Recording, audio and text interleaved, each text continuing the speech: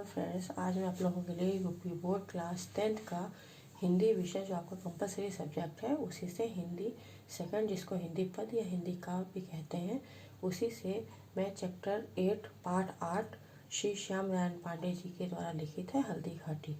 तो ये चैप्टर लेकर के इससे आपके लिए मैं 2 पद्यांश लेकर के आई हूँ, जिनको मैं आपको बताऊंगी। उसके बारे में संदर्भ, प्रसंग, व्याख्या और काव्य सौंदर्य के बारे में भी आपको मैं बताऊंगी। तो फ्रेंड्स, श्री श्याम नारायण पांडे जी ने जो लिखा है उनका जो अवतरण है, उसके या पद्यांश है या पद है, उसको मैं आपको बताती हूँ। उन्होंने लिखा है, मेवाड़ केसरी देख रहा, केवल रण का ना तमाशा था, वह दौड़ दौड़ कर करता था रण, वह मान रक्त का प्यासा था। चढ़कर चेतक पर घूम घूम कर करता सेना रखवाली था, ले महामृत्यु को साथ साथ मानो प्रत्यक्ष कपाली था। तो आपका ये अवतरण श्री श्याम नारायण पांडे जी ने लिखा है। इनका संदर्भ लिखा जाएगा, इसका ये लिखा जाएगा संदर्भ। आप हेडिंग डालिए, उसके बाद आप लिखिए, प्रस्तुत काव्य पंक्तियां हमारी हिंदी की पाठ्य पुस्तक के काव्य खंड में संकलित हल्दी घाटी शीर्षक से अवतरित है। इसके रचयिता ओजस्वी वाणी के कवि श्याम नारायण पांडे हैं। तो ये आपका यहाँ पे इन्वर्टेड कॉमा मैंने लगा दिया। आज रेड पेन से मैंने इस उसमें नहीं लिखा, क्योंकि आप कई बार ब्लैक पेन यूज़ नहीं करते हैं, आप ब्लू से ही लिखते हैं, तो आप ब्लैक से इन्वर्टेड कॉमा कर सकते हैं। ठीक है। इसके बाद आपको लिखना है प्रसंग। प्रसंग में आपको लिखना है, प्रस्तुत काव्य पंक्तियों के माध्यम से कवि श्याम नारायण पांडे जी ने हल्दी घाटी की युद्ध भूमि में महाराणा प्रताप द्वारा दिखाए गए रण कौशल का सजीव चित्रण किया है। ये आपका यहाँ पे प्रसंग खत्म हो जाता है। प्रसंग में आपको ये बताना है कि ये पद किस समय का है, इसके बारे में आपको बताना है। तो आपको यहाँ पे प्रसंग में ये लिख देना है। इसके बाद आपको यहाँ पे पूर्ण विराम लगा के व्याख्या शुरू करनी है। व्याख्या में आपको लिखना है, व्याख्या लिख के हेडिंग डालिए, अंडरलाइन करिए। उसके बाद आप लिखिए, ओजस्वी कवि श्री श्याम नारायण पांडे महाराणा प्रताप के युद्ध कौशल का वर्णन इस प्रकार कर रहे हैं कि मेवाड़ का सिंह महाराणा प्रताप केवल युद्ध का खेल ही नहीं देख रहा, वह तो दौड़ दौड़ कर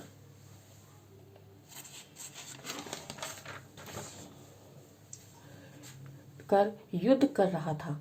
वह मान सिंह के खून का प्यासा था, वह उसे मिटाना चाहता था।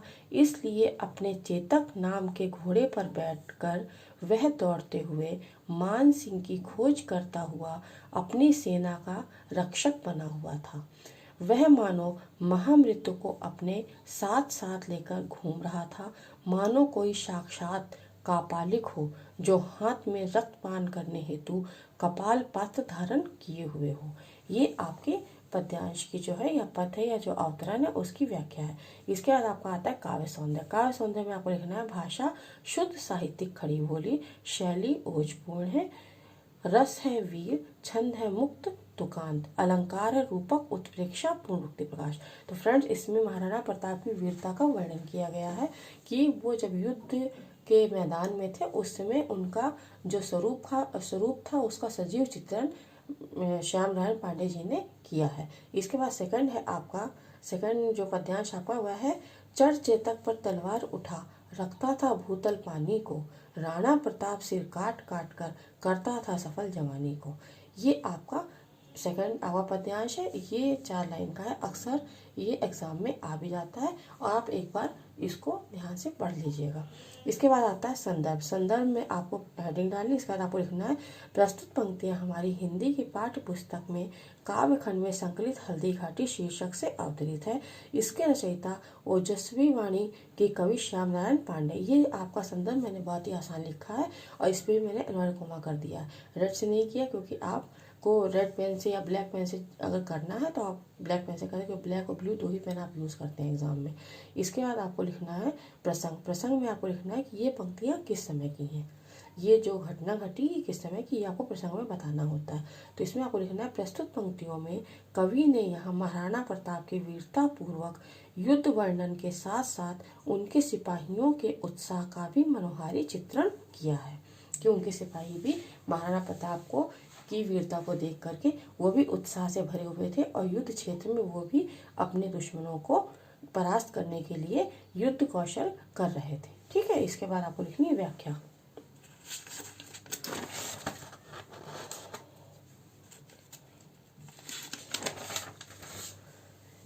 व्याख्या आप हेडिंग डालिए। इसके बाद देखिए, वीर रस के श्रेष्ठ एवं यशस्वी कवि श्री श्याम नारायण पांडे महाराणा के युद्ध कौशल का वर्णन करते हुए कहते हैं कि महाराणा प्रताप अपने प्रिय घोड़े चेतक की पीठ पर चढ़कर तलवार उठाते हुए मानो पृथ्वी की प्रतिष्ठा की रक्षा कर रहे थे।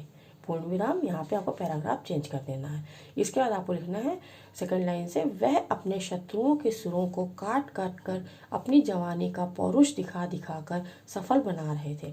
क्यों? क्योंकि वो एक वीर योद्धा थे, वीर पुरुष थे और उनकी वीरता की कहानी सभी लोग जानते हैं, इसीलिए उनके बारे में जितना इसे बताया गया बिल्कुल सच बताया गया है, जो श्री श्याम नारायण पांडे जी ने अपनी इस हल्दी घाटी कविता में लिखा है। इसके बाद लिखना है आपको, सेना नायक महाराणा प्रताप जिस जीत की उत्कृष्ट अभिलाषा से युद्ध कर रहे थे, वैसे ही दुगने दुगने उत्साह से उसके मेवाड़ी वीर सैनिक भी युद्ध भूमि में युद्ध कर रहे थे तथा शत्रुओं को काट काट कर मार गिरा रहे थे।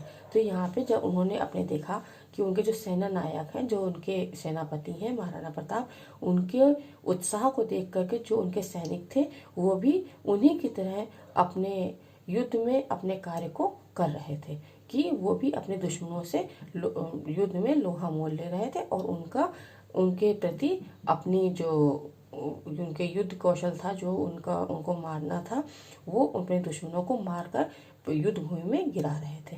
इसके बाद आपकी आती है काव्यगत सौंदर्य। काव्य सौंदर्य आप लिखिए, इसमें भाषा शुद्ध साहित्यिक खड़ी बोली है, शैली है ओजपूर्ण, छंद है मुक्त तुकांत, रस है वीर, क्योंकि यहाँ पे युद्ध रण क्षेत्र का आपका वर्णन किया गया, इसलिए यहाँ पर वीर रस हो जाएगा। इसके बाद आता है अलंकार, पूर्णोक्ति प्रकाश है, श्लेष है, अतिशयोक्ति है।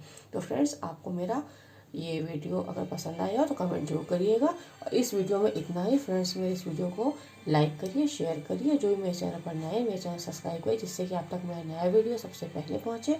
और फ्रेंड्स, मैं अपने अगले वीडियो में पद्य के जितने भी लेखक हैं, राइटर हैं, जो रचयिता हैं, उनकी जीवनी लेकर के आऊँगी। और फ्रेंड्स, मेरे इस वीडियो को लाइक करिए, शेयर करिए। थैंक्स।